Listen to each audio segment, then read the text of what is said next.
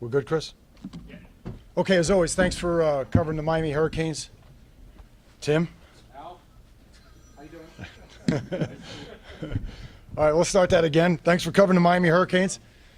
I want to start off by thanking President Shalala, our athletic administration, led by Blake James, who's here, our staff, Chris Freet, sports media, all of our coaches, coaches' wives, student workers, volunteers, everybody that's helped put this recruiting class together. It's a class that we're proud of. It's obviously a class that we really had to fight hard for. I don't think anybody outside of this room understands what we were up against the entire year fighting for this class, and I'm really proud of our coaches for not making any excuses, for hanging in there and really bringing in a class that we think is not only excellent, but it's going to be a great complement to the class that played so well and so often for us a year ago. Just to give you by numbers a little bit, we started out with targeting 16 guys, which is a really low number, as you can imagine. Obviously, some of that is in part because of the self-imposed penalties.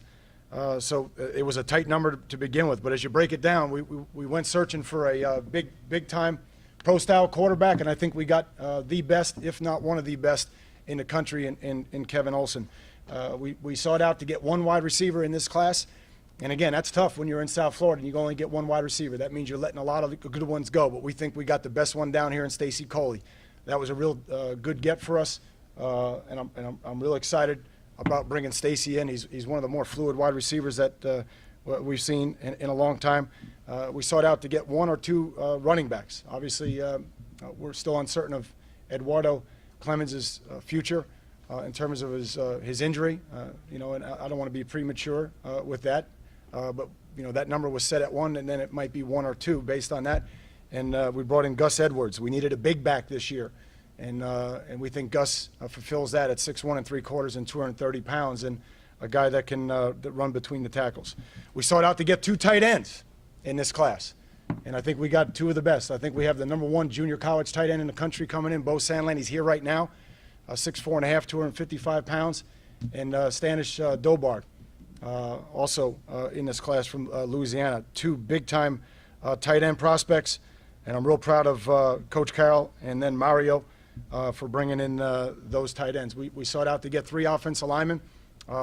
We got Alex Gall from Mower High School, Hunter Knighton from the Hunt School, who's going to play center or guard for us, and then really one that we're really pleased in Sonny Adagwu, who comes to us from Hargrave Military. On the defensive side, we sought to try to get 2 defensive ends, and I think we accomplished that. #1, a pass rusher on the open side, Al-Qadim Muhammad from Don Bosco Prep. We think he's one of the premier pass rushers in the country, 6'3 1/2", 6'4", 230 pounds, long, rangy, animated, plays with passion, and a young man that we're excited to bring here. The other young man I'm equally as excited about, and especially when I met him, Ofamba Kamala.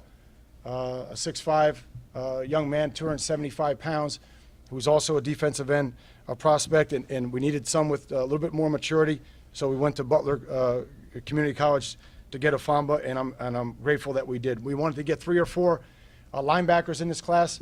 Obviously, we missed out on a very highly sought-after young man locally, but we did get Jermaine Grace, who again was the best linebacker, one of the 2 premier linebackers in the state of Florida, and one of the best ones down here. We also got Devontae Bond, a Sam linebacker, somebody I'm really excited about from Sierra Community College. Okay, and then Alex Figueroa enrolled with us at mid-year. So we got 3 of the 4 needs that we needed to get there. We sought out to get 3 defensive backs, and we feel we got 2 guys that obviously are proving defensive backs, and Artie Burns, who can play corner or safety, and Jamal Carter. We think they are phenomenal. And we also got a guy in Ray Lewis, who can play both corner, slot, wide receiver, or running back. Okay, so we're excited about that. But there's no question that obviously today we lost our defensive tackle, and obviously that's something that we have to address here moving forward. So again, I think that should give you an overview of the class so you understand, because you can get caught up in the numbers in terms of we didn't take 23 or we didn't take 28 guys or whatever the case may be. But remember, we took 32 last year. We're very pleased with that group. And really, out of the last 2 years, 30 of the 48 that we signed, or 63%, hail from the state of Florida. So I think we're right on with that. So with that, I'll open up to any questions that you have, and we'll go from there. I think you guys are done. Is there still more that might be to do? I can't really comment on a specific story that's percolating, but Will there be another yeah. possibility? I'd hope I didn't turn somebody's microphone off here. I'm sorry. I think we're good. We're moving here. I don't want to screw anybody up. I apologize. Do you guys share tapes if I screwed somebody up? Okay, so no, we may have room for one more, but that's about it. How concerned are you about the situation that you can Well, I mean, we're gonna have some options there, But again, it is what it is, You want to stay in there with the best kids in the country, and sometimes you win and sometimes you lose. Again, getting Gus Edwards today, Stacy Coley, and Jermaine Grace. Well, those are three big-time football players that we got down the stretch, and we're in a business where everybody focuses on the guys that you didn't get, But the reality is, make sure the guys that you can get help your program, make sure they fit in, and in this case, because we were so tight on numbers, I mean, again, this is as tight as you can be, really, to be honest with you, from a football standpoint. We're happy with the guys that we ended up getting today. follow up? When you had a guy like Mario, had a guy like James, lose a guy like Jed, pretty late in the process, how does that change the dynamic for you? Or is it kind of an overstatement that you do? Well, I think it does. I mean, I think there's no question, relationships are formed and then obviously dissolve and at different times. And I think that pales in comparison to what we've encountered from, just the sheer cloud or the presence of the word sanctions. Again, it's just, it's something that hopefully we can get resolved here in the near future and move on. We had one junior day already a couple weeks back, and we have another junior day Saturday, and that's our third class, Tim, that we're having to deal with an unknown. And as long as we have a known, we can all deal with it. The unknown is what's killing us right now. The unknown is what's allowing us to be exposed to attack. Coach, five kids from the state of Florida, 4 from South Florida. Is that the appropriate percentage? Is that what would you like to have some more from? Well, clearly, I would have loved to hit on a couple more today. I don't think there's any question. But again, it's just the way it worked out, Beast. I mean, we needed tight ends. Again, if there was 10 tight ends from down here going places, then I would be concerned. And I feel that way. We went out of state to get a quarterback. We went out of state to get offensive linemen. That's not uncommon. Again, I always try to look at different rosters and make sure that we are doing things the right way. The 2001 roster was 55% in-state, and the rest was out of state, and we're somewhere between 57 and 60% right now. So I'd like to, stay at that 60, 65, 70%. But again, you can't always predict what it's going to happen, how it's going to turn out. For you, more important was position of need rather than geography. It had to be a position of need class, Beast. That's the truth. It had to be, with 16 to 17 spots, it had to all be about need. And obviously down the stretch here today, we lost a couple of Florida kids, which, you're not going to get them all. So, but I really like the guys that we're bringing in. Are you disappointed a little bit with some of the Miami-Dade kids that you weren't able to get? I'm a competitor like anybody else. I'm more proud of the guys that we did get. Artie Burns, Jamal Carter, Stacy from Fort Lauderdale, Jermaine Grace, I think is an incredible talent. So again, that's just the way it shakes out sometimes, Kim. So it's just we just got to move forward and hopefully, like I said, get this NCAA thing behind us so we can roll. Because right now we're fighting with one arm behind our back. Anything you can say about the situation that arose at OT Washington? Supposedly you guys pulled the scholarship. What was the story Yeah, just that, the only thing I'll say, and again, I don't believe in airing that out publicly, so I'm not going to do that. You know, again, but, you know, there's a difference between pulling a scholarship and having none left. And, you know, it's tough when you get to this point in the year. If it's any normal year, I can absorb going over one. But we had a hard ceiling this year because of the self-imposed penalties, and I was up against it. And the commitments that I had gotten, I got a run on commitments here, you know, Wednesday, Thursday of last week, and you're out, you know. So that's all I can say to that in terms of just making sure we're on the same page. Is that I was against a hard ceiling, and I had no room. Can you say, Alex, specifically how many scholarships you self-imposed?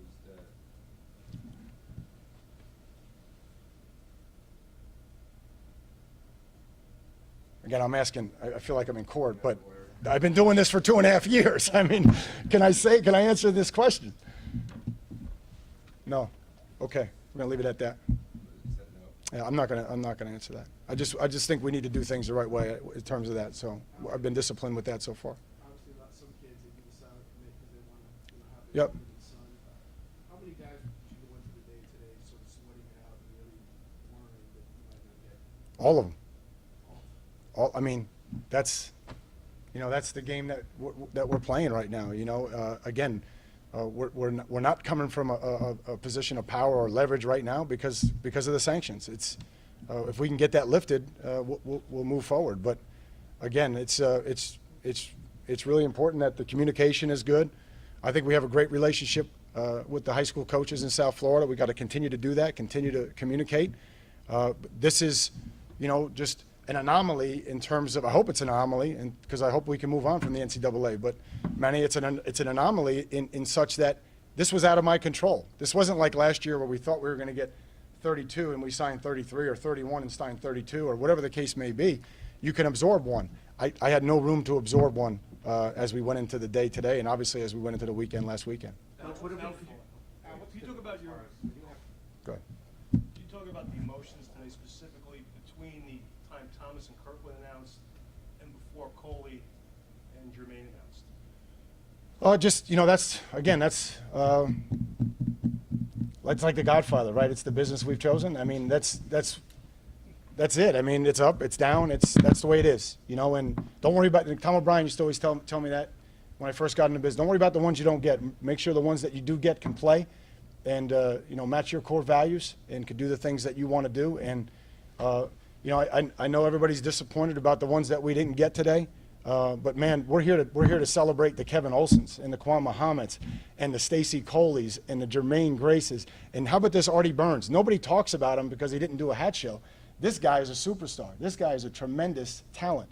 Jamar Carter, okay? And I can go on and on. Let's talk about those guys and the impact that they're going to have on Miami Hurricane football. What time did you get Gus Edwards later this morning? In the 7 o'clock hour. So that was a good start to the day. We needed that. How you did last year, signed up with 4 kids from Palm Beach, then this year, I know you were going after obviously a couple, but Yeah. Any reason for that? Yeah, so obviously we lost the one at, you know, in the 2 o'clock hour. Again, we just didn't have many out this year. Guys, we visited 27 guys. You know, again, we had a self-imposed penalty there. We visited 27 guys. What's our hit ratio? I mean, that's an incredible hit ratio. We weren't allowed to visit 45 guys. You know, and again, I think maybe there was, you know, some in the coaching community that didn't understand the impact that these things were going to have on recruiting, and that this was not in our control, that we couldn't visit all these guys and we couldn't offer. Just to say that you're going to take one wide receiver, that should say it all. And I think we got the best one down here. It's my opinion. So did you limit self-imposed limitations on visits as well? Obviously, to some degree, I can't go backwards, but to some degree, I just can't say what. would you say the, I'm giving you. You're over there looking at me, but I've been looking at you for 2.5 years trying to answer the same question. It's hard. Now, what's typical when you have 25 scholarships to give out, and you've got 25 commitments on signing day morning?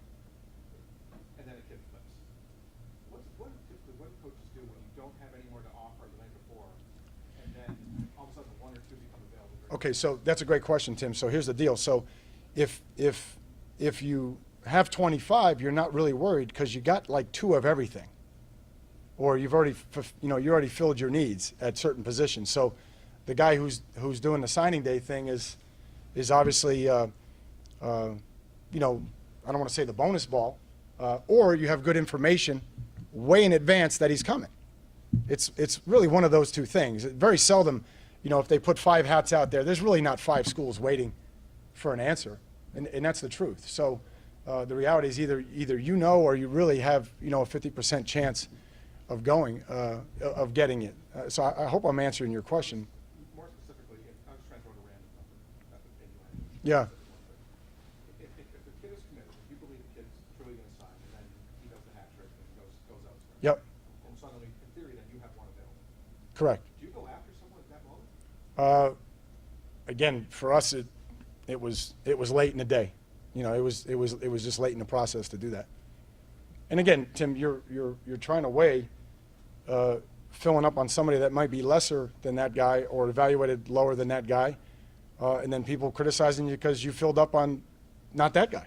You know, so it's tough deal to weigh there. You touched on the defensive tackle situation. How much more imperative is the development of the guys that you have? It's huge. You know, the reality is with the cloud over our head, to try to go get a junior college defensive tackle who's already got a condensed time period on your campus, it's really, you know, many of them, you know, weren't really interested in that because of how tenuous it was, to be honest with you. So it's tough right now to do that for us. Speak on the importance of that position, just on any defense. I mean, you know the importance of that. You know, it would just be redundant. I mean, we got to get better at that position. And again, that starts with the guys that are on campus developing and continuing to create more competition and making sure we keep our eyes and ears open for guys that become available. When you're talking to recruits, how much do they ask you about this investigation? How inquisitive are they? Just about every other question. Is it difficult to answer? Tell us what answer. I can't answer them in here. You know, you guys are all pros. I can't answer them in here. What's it going to be like to have a recently unemployed 2-time Super Bowl champion linebacker? You know, it's exciting. You know,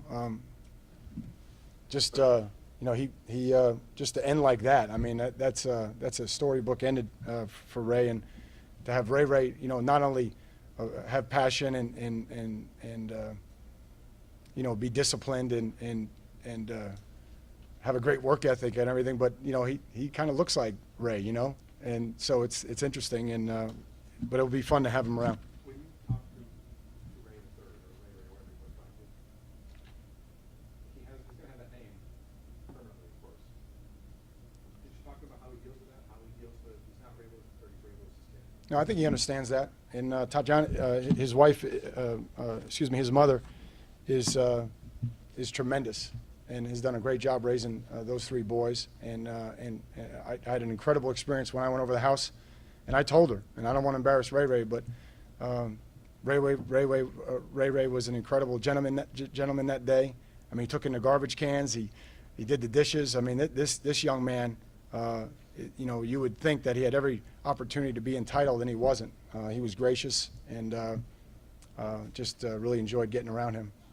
Obviously, there's a report out of Jacksonville yesterday that Terry Richardson the Jaguars, the running back coach. Well, just that I got to talk to Terry about it because I'm reading about it. So I think a lot of people are insinuating that. So again, I think, you know, that's something that I have to sit down with Terry and get to the bottom of it because I want to make sure we're on the same page. You haven't had a chance to talk to you since James Coley was hired. Just, you know, what he's meant to the program since you got him, and how much have you helped maybe when he's got you recruited? Well, I think he's a class act, and I'm glad James is with us. And I think you know, he really you know, wanted to get back to South Florida, and it was difficult because I tried to you know, we really didn't send him back into some of those high schools locally that when he was employed by the other school that he went into, because I didn't think it would be fair. So he really didn't go back in those on behalf of us. He did get involved with some of the guys that were you know, kind of on the open market, if you will, Gus Edwards, guys like that.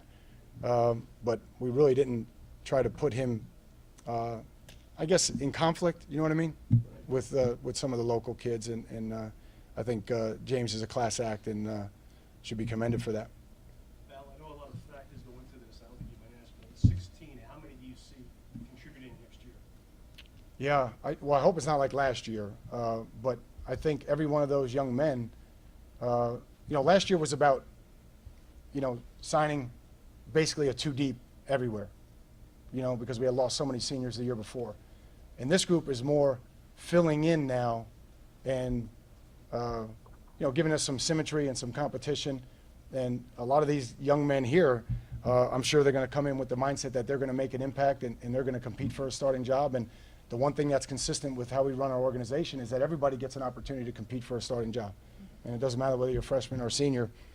So I'm sure these guys are watching today, and they'll get to work tomorrow and start to learn things and get ready to come in and impact us. But there'll be a great number of these guys that will ultimately help us, I'm sure. With this class, how close are you to getting to where you want to be symmetry-wise? We're moving in that direction. Obviously, we're hamstrung a little bit because we have to artificially keep our numbers down, but we're moving in that direction. I'll go back to Charlie's question a second. When you talk about competition and how the way the organization is run, everybody competes, was it tough to really get kids to believe that in that they look at a depth chart and see 20 starters? So I know you mean it when you say it. Yeah. But do you think you encountered some difficulty getting kids to really believe it? Well, Tim, we get 20 starters back on a 7-5 team. Now we start getting to 10, 11, and 12 wins and things like that. Then you can start saying that a guy, there's a little bit of hierarchy, but we're not there yet. We're not there yet, and I make no bones about it. I always tell you guys we have a long way to go as a program, and again, I as we set down this path, not only were we dealing with the NCAA thing, but I knew with a target of 16 or 17 kids, we weren't going to be a top 10 recruiting classes. That seldom or if ever happens, period, just because of the way the formula is. But again, as I go through this list, you guys don't know Sonny Adagwu or haven't seen Sonny Adagwu yet, but I'm taking Sonny Adagwu in a year. Ofamba Kamala, I'm taking him in a year. Kadeem Muhammad, I'm taking him in a year. Kevin Olson, I'm taking him in a year. Jermaine Grace is a fabulous player. Artie Burns, he returned 7 kicks this year for touchdowns. So I'm thrilled about this group, and can't wait to get them on campus. Is this the point where you say to yourself and to your staff that it'll never be this tough again to recruit at Miami? It'll only be better after this, or can you say that? With the cloud hanging over. If I said it now, then I might have to say it again when the cloud is removed. But hopefully, I think we all feel a sense of, again, I don't know where we're at in the process. Blake's here. You guys can bring him up after I'm done if you want. But I think all of us feel like, that there's closure coming, that it's there, and that it's going to be a great day. I haven't had that experience yet at the University of Miami. I haven't, and I'm looking forward to that, to be able to go into neighborhoods and homes and communities and not have to answer that question, because it's either the first or second question. Usually the first is, how are you doing? And then the second one is, hey, so what's going on with the NCAA thing? It makes for short conversations. Coach, you talked about James. Can you just talk about Mario's addition to the program and Yeah. obviously his impact in South Florida, being Yeah. a local guy? Wisdom. I think that's the word I would use. He's got a poise about him, connected to the community and the South Florida high school coaches, and just a wisdom that, to see things like a head coach. So, Beast, I'm excited about it. I've leaned on him a couple of times, and we're excited about being here together, and now it's time to move forward. Al, on your staff, you have an associate head coach and an assistant head coach. What does he do? I don't know. I really don't. I really don't. Just one guy, are you a deputy now? I honestly don't know. Assistant, associate, coming, I'm being honest. But, they have different roles, in terms of just helping me with the administrative side a little bit. And, Mark deals with the weight room, and some of those things, and you know, Mario helps with you know, the social, behavioral, the discipline side. So he's a good guy to have in the discipline side. Now, one question that fans sometimes still ask is, do Miami's academic standards impact you at all? No. The type of kids you go after? Nope. Yeah, just set the record straight. No, Barry, you know, I just, you know, we just got to get to the point, Barry, where we just keep building this thing, because what people point to now as you're building it or improving incrementally as a weakness or a deterrent is going to be our greatest advantage, you know, once we get this thing turned.